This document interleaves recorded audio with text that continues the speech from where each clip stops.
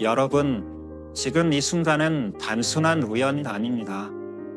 27년 전 전해진 한 줄기의 메시지가 현실과 맞닿는 바로 그 시간입니다. 이 영상을 보고 있는 지금 여러분 삶의 깊고도 조용한 변곡점이 시작되고 있습니다. 2025년 7월 그 운명의 시기가 다가왔습니다. 유소일의 삶으로 한국 불교의 상징이 되었던 법정 스님의 오래된 기록 속에서 예언이라 불릴 만한 문장이 드러나고 있습니다.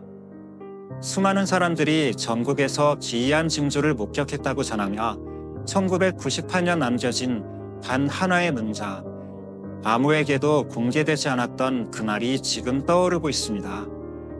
25년 여름, 달빛 아래 고요한 이가 나타나 혼란을 다스릴 것이다. 이제 우리는 그 문장의 한가운데 서 있습니다. 법전 스님을 기억하시나? 그분이 떠나신 지 어느덧 15년, 그러나 길산사에서는 얼마 전 믿기 힘든 일이 일어났습니다. 스님의 오래된 설법 노트 안에서 27년 동안 잠들어 있던 종이 한 장이 발견된 것입니다. 현란한 말보다 침묵으로, 소일보다 비음으로 진리를 전했던 스님의 하루하루는 점점 그 자체였습니다. 지금 우리의 시대는 어떠합니까? 거리마다 분노와 불신이 넘쳐나고 공동체는 진열되고 있습니다. 젊은이들은 미래를 포기하고 노인들은 고립과 회한에 잠겨 있습니다. 이러한 접변의 시기, 그 오래된 네모 속단 한 줄은 마치 지금 이 순간을 예견한 듯 우리 앞에 나타났습니다. 고려한 이가 과연 누구인지, 그리고 우리는 어떤 선택을 할 것인지 이제 본격적인 이야기가 시작됩니다. 법전 스님께서는 평생 언어를 절제하며 사셨습니다. 하지만 정말 중요한 순간에는 단 한마디로도 깊은 울림을 남기셨지요. 이번에 발견된 예언 역시 그런 말씀 가운데 하나입니다. 우리는 지금 그 말씀 속 시간의 흐름에 서 있습니다. 이달 말 한여름 보름달이 떠오르는 그 시점에 과연 어떤 변화가 찾아올까요? 그리고 여러분은 그 변화의 한가운데에서 어떤 길을 걷게 될까요? 그런데 왜 하필 지금 이 예언이 세상에 드러난 것일까요? 단순한 우연일까요? 지금 우리나라는 겉으로 보이지 않는 커다란 에너지의 소용돌이 속에 있습니다. 고대 동양의 지혜는 이미 이와 같은 시기를 예견해왔습니다. 자, 이제 진짜 이야기를 시작해 보겠습니다. 왜 2025년 여름이 특별한지, 왜 한반도에서 이 모든 것이 시작되는지를 말입니다. 여러분도 지도를 통해 한반도를 본 적 있으시겠지요. 작고 자원이 부족한 땅. 하지만 예로부터 동방의 기기라 불리던 이 땅에는 물질보다 강력한 정신의 에너지가 흐르고 있었습니다. 바로 지금 우리가 그 운명을 다시 맞이해야 할 시간입니다. 오래된 예언서에 따르면 14년 여름 즉 바로 올해 한반도는 전 세계의 영적 중심이 되리라 적혀 있습니다. 물질이 아닌 의식의 거인이 되어야 하는 시기입니다. 하지만 현실은 어떻습니까? 어딘가 흐름이 어긋나고 있습니다. 여러분도 느끼고 계시겠지요. 아침 공기 속 무거운 분위기, 사람들의 눈빛 속 깊게 드리운 그림자들. 이 모든 건 단순한 사회적 문제를 넘어서 자연과 우주의 조화가 깨졌다는 신호입니다. 원래 우리 땅의 기운은 동쪽에서 서쪽으로 태양처럼 퍼져야 합니다. 그러나 지금은 북서쪽으로부터 차가운 기류가 밀려오며 우리의 일상과 정신을 짓누르고 있습니다. 마치 보이지 않는 거대한 진공이 생명의 열기를 흡수하듯 말이죠. 그 영향은 우리 삶 곳곳에서 드러납니다. 출근길 지하철에서 마주치는 무표정한 시선들, 사무실에서 튀어나오는 날선 말투, 집에서도 서로를 외면한 채 침묵으로 가득 찬 저녁 식탁. 젊은이들은 꿈 대신 포기를 먼저 배우고 노년은 지혜를 나누기보다 외로움 속에 갇혀 있습니다. 중년은 끝없는 책임에 짓눌린 채 살아갑니다. 이것은 개인의 문제가 아닙니다. 거대한 자연의 리듬이 어긋나고 있는 것입니다. 지금은 우리 모두가 그 균형을 회복하기 위한 각자의 역할을 되새겨야 할 때입니다. 자연의 균형이 무너졌습니다. 하늘은 빛과 생명을 품어야 하는데 무거운 짐을 얹히고 있고, 땅은 하늘을 바쳐야 함에도 제자리를 잃고 무너져 내리고 있습니다. 그렇기에 법정 스님의 오래된 예언이 지금 이 시대에 더욱 깊은 의미로 다가오는 것입니다. 고요한 자가 나타나 혼란을 다스릴 것이다. 이 말은 단순히 정치 지도자를 지목한 것이 아닙니다. 예복된 에너지의 흐름을 바로잡고 끊어진 하늘과 땅의 순결을 다시 이어낼 수 있는 존재에 대한 이야기입니다. 그런데 지금 이 예언을 둘러싼 논쟁이 사회 전반으로 퍼지고 있습니다. 일부는 그 존재를 강력한 지도자라 보고 있고, 또 다른 이들은 각성할 시민 모두가 고요한 자라 주장합니다. 이처럼 해석된다면 서로 완전히 다릅니다. 마치 거울처럼 오늘날의 분열된 사회를 반영하고 있습니다.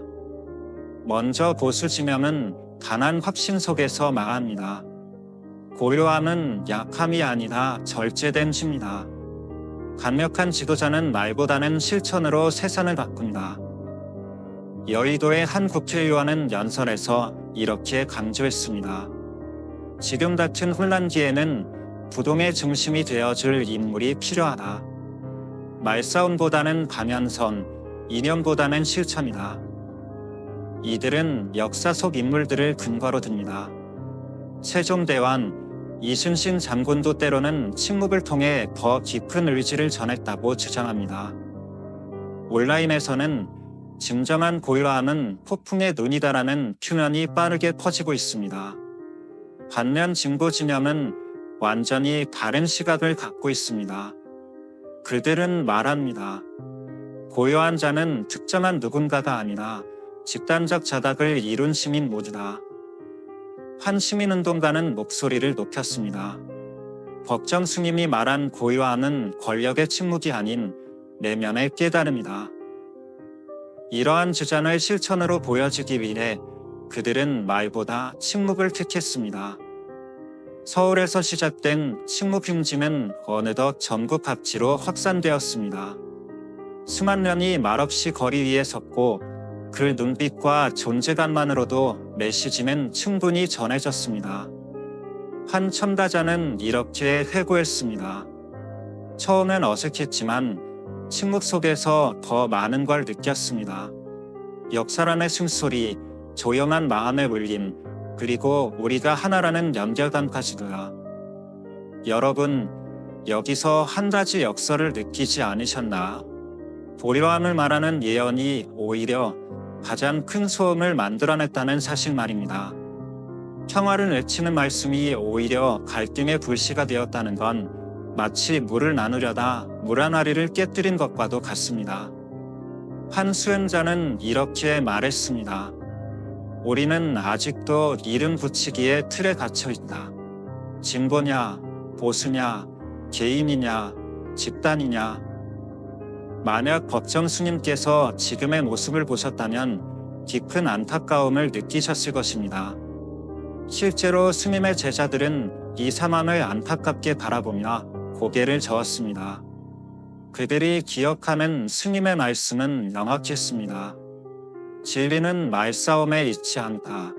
고요함은 밖에서 찾는 것이 아니라 내면에서 길어 올리는 것이다.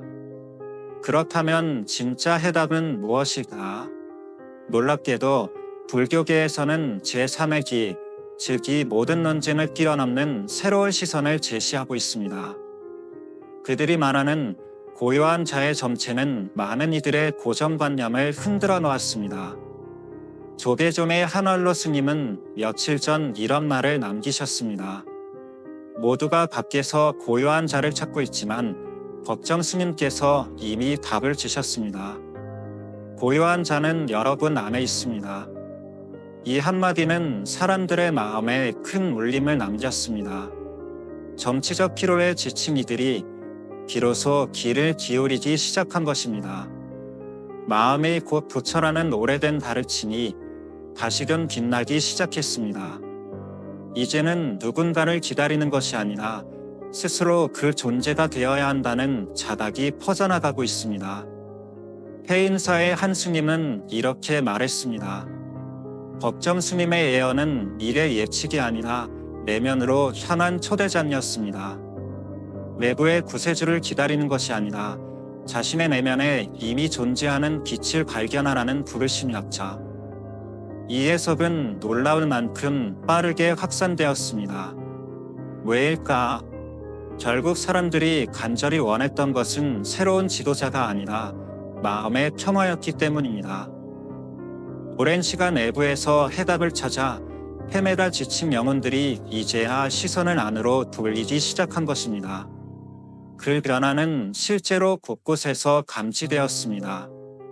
봉은사, 조계사, 해인사 등 전국의 사찰에는 사람들의 발길이 이어졌고 예불에 참석하는 젊은이들도 늘어났습니다. 백배를 하며 눈물을 흘리는 중년들의 모습도 자주 보였습니다. 한 참가자는 이렇게 이야기했습니다. 처음엔 그저 숨이 막혀서 절에 왔어. 그런데 예불을 드리며 울고 나니 내 안에 있던 분노가 조금씩 녹아내렸습니다. 최근 영상 하나가 사람들의 마음에 큰 파장을 일으켰습니다. 법정 스님의 예언과 연결된 이야기가 공개되자 전국이 들썩이기 시작했습니다.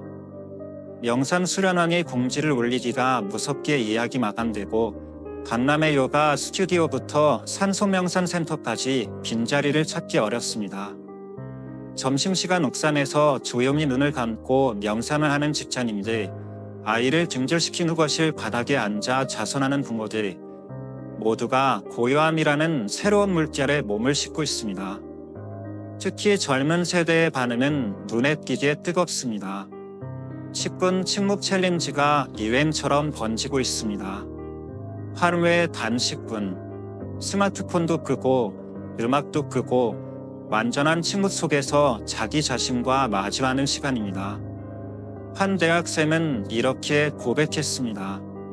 처음엔 시간이 너무 안 가서 괴로웠어. 그런데 지금은 그 10분이 하루 중 가장 소중한 시간이 됐어. 말 줄이기 운동도 확산되고 있습니다. 필요 없는 말은 삼가고 꼭 해야 할 말만 하자는 캠페인입니다. 한 직장인은 이렇게 말했습니다. 내가 얼마나 불필요한 말을 많이 했는지 그제야 깨달았어. 말을 아끼자 오히려 동료들과 더 깊은 대화를 나누게 되더라고요. 이 모든 흐름은 우리에게 중요한 질문을 던집니다. 혹시 이것이 바로 법정 스님이 바라셨던 변화가 아닐까요? 외도에서 구원자를 찾는 것이 아니라 각자가 스스로의 빛을 발견하는 것, 시끄러운 세상 속에서 도망치는 것이 아니라 그 소란 속에서도 내면의 고요를 지켜내는 것. 그런데 이 조용한 변화의 바람 속에서 점점 더 놀라운 현상들이 목격되기 시작했습니다. 설명할 수 없는, 그러나 무언가를 말하고 있는 듯한 자연의 징조들. 그것은 우연일까요? 아니면 우주의 응답일까요? 먼저 지난주 경상도 불곡사에서 있었던 일입니다. 밭은 덕단한 개용전의 촛불들이 갑자기 일제히 깜빡이기 시작했습니다. 창문도 문도 모두 닫혀 있었고 바람 한 점 없던 밤이었습니다. 하지만 촛불은 마치 하나의 호흡처럼 정확히 108번은 들렸습니다. 번뇌의 수만큼 한 신도는 떨리는 목소리로 말했습니다. 바람인 줄 알았는데 아니었어. 촛불들이 마치 어떤 존재에 응답하듯 움직이고 있었어. 그로부터 며칠 뒤 또 하나의 현상이 보고되었습니다. 성관사 근처 하늘이 아무런 징조 없이 붉은 빛으로 물든 것입니다. 구름도 없고 해가 지는 시간도 아닌 맑은 하늘이 갑자기 짙은 장밋빛으로 타올랐습니다. 마을 사람들은 숨을 죽인 채 하늘을 바라봤고 어떤 이는 눈물을 흘렸습니다. 40년을 이 마을에서 살았지만 그런 하늘은 처음이었어요. 마치 하늘이 무언가를 말하려는 듯했죠. 이 모든 신호들, 고유한 물결, 그리고 미지의 징조들, 과연 우리는 무엇을 마주하고 있는 걸까? 그 답은 어쩌면 보일러 속에서만 들리는지도 모릅니다. 어느 강원도 산골 마을, 이장님은 떨리는 목소리로 말했습니다. 내 평생 이런 일은 처음이네. 기상청조차 명확한 설명을 내놓지 못한 미스터리한 현상이 잇따르고 있습니다. 하지만 이상한 일은 그뿐이 아니었습니다. 서울 종로의 낡은 벽면에서 누군가 발견한 글고 침묵 속에 질이 있다. 누가 써놓은 것도 아니고 칠해진 것도 아니었습니다. 빛바랜 벽돌과 습기에 물든 얼룩이 마치 하늘이 쓴 듯한 한 문장을 만들어낸 것입니다. 매일 아침 그 벽을 지나던 한 시민은 말했습니다. 그날은 이상하게 눈에 들어왔어.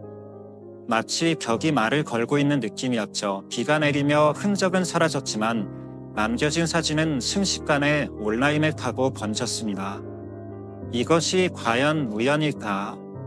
아니면 보이지 않는 무언가가 지금 우리에게 말을 걸고 있는 걸까? 불교의 오래된 기록에는 이런 구절이 전해집니다. 세상이 변하기 전 하늘과 땅이 먼저 움직인다.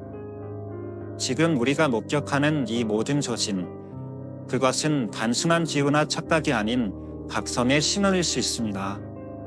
강원도에서는 108그루의 소나무가 정오 무렵 동시에 쓰렸다가 천천히 고개를 들었다는 보고가 접수되었습니다.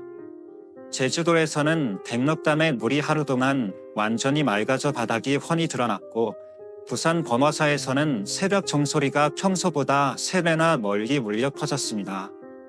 사람들은 이들을 하나로 연결하기 시작했습니다. 조짐이다. 하늘이 응답하고 있다. 이제 변화의 때가 온 것이다. 거리에서, 사찰에서, 가정 안에서도 같은 대화가 오갑니다. 한 스님은 조용히 말했습니다. 이 모든 징후는 우리에게 준비하라는 자연의 부름입니다. 밖을 보지 말고 안을 들여다보라는. 실제로 사람들의 행동도 바뀌고 있습니다. 식물행진의 참여자는 나날이 늘고 있으며 서울에서 시작된 이 고요한 물결은 이제 대전, 광주, 대구, 부산까지 확산되었고 제주 한라산 둘레에서는 식물순례가 시작되었습니다. 한 천가자는 말했습니다. 설명할 순 없지만 뭔가 큰 흐름이 느껴져. 그리고 그 흐름이 우리에게 함께하라고 속삭이고 있습니다. 이쯤 되면 우리는 다시 묻지 않을 수 없습니다. 법정 스님의 예언은 단순한 옛말이었을까?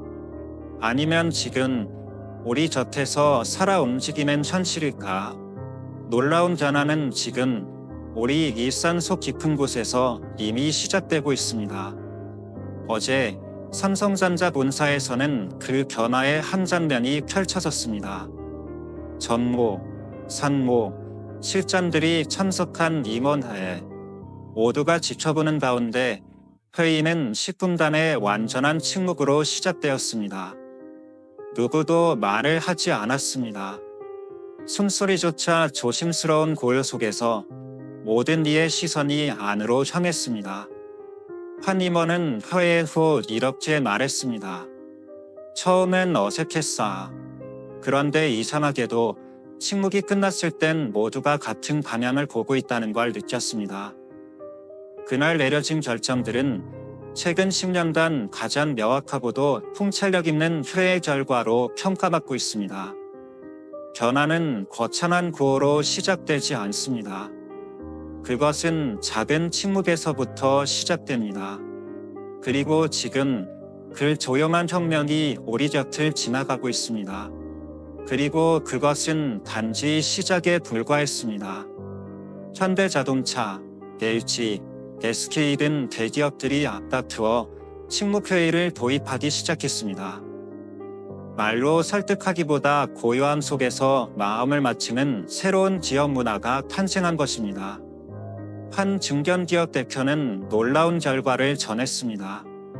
사내 갈등이 70% 줄었고 오히려 생산성은 30% 증가했습니다. 직원들이 침묵 속에서 서로의 진심을 느끼기 시작한 거죠. 변화의 바람은 공공부문으로도 확산되고 있습니다. 행정안전부는 전 직원 대상 고요한 리더십 프로그램을 시행했고 민원 담당 공무원들은 먼저 자신의 감정을 다스리는 법을 배우고 있습니다. 한 구청 공무원은 경험을 이렇게 말했습니다. 예전에는 감정적으로 대응했어.